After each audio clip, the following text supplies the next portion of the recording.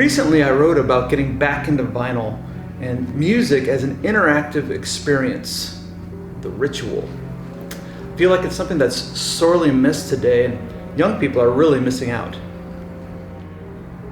There's something magical about going into your room, shutting your phone off, turning on your stereo, pull out your favorite album, pull the record out of the sleeve, you smell the vinyl and the cardboard, check it for scratches, look for dust that you gotta blow off, set it down on the turntable, drop the needle, and if you got a good stereo, you're suddenly immersed in a wave of audible warmth. I'd forgotten how special this really was until just recently when I got back into vinyl. About 8 years ago, I moved my family cross-country from Chicago to Los Angeles. In an attempt to minimize what I was taking with me, I gave away my entire music collection to a friend. At the time, I had just discovered Spotify, and I thought, well, this is convenient. Everything I want to hear is right here on my phone. And it is convenient, absolutely. But there's something that's really missed when your music is strictly on your phone, and when it's only digital.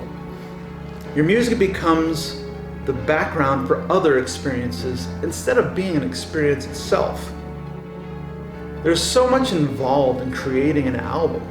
Artists put a lot into it, and I actually learned quite a bit about the music industry just from reading liner notes and credits from other bands. It's not just the music and the mix, which can be different depending on what sort of media you're listening to your music on. There's the album cover itself, and as you know, heavy metal has the most amazing artwork on their covers. And of course, there's the lyrics that help you interpret what you think you just heard them say, and the credits as well. It's all one cohesive collage that the artist puts together the way they wish to present it to you. I feel like when we don't accept it that way, we're really missing out on what the artist truly wants to say to us. I've been a musician for over 30 years, and one of the things I always loved most about the creating process, aside from, of course, writing music, was putting together the whole package, the album cover. I spent hours thinking about how will the artwork on the cover convey the message that I'm trying to put out, and how does that work with the title of the album. I'd pore over photos and how we would lay them out inside of the jacket, how we would list what each person does, who we would thank in the credits. I would listen to the songs in different orders over and over again, trying to find the perfect flow from one song to the next. Even though I was putting out CDs, I would think about the album as two halves and how you would take that all in. Recently, I heard James Hetfield talking about Metallica's battle with Napster back in the day.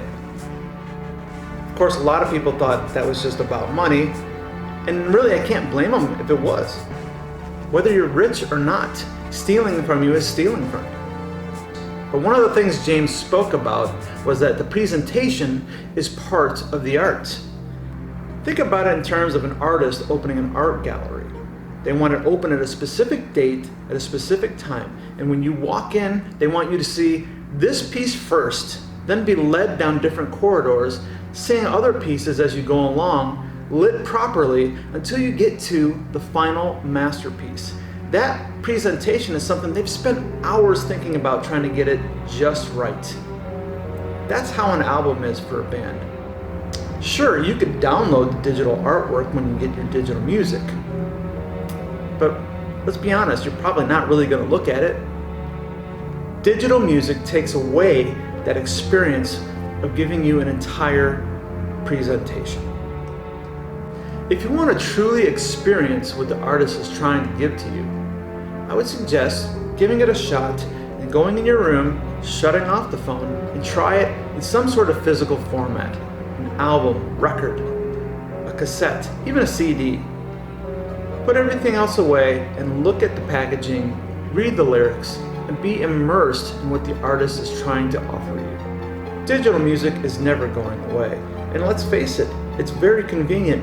I use it every day. I listen to digital music while I'm working, while I'm driving, while I'm exercising, and even when I'm looking up new bands for what I want to purchase later. And if we're being honest with ourselves, digital music has technology on its side to help create the best dynamics in sound engineering.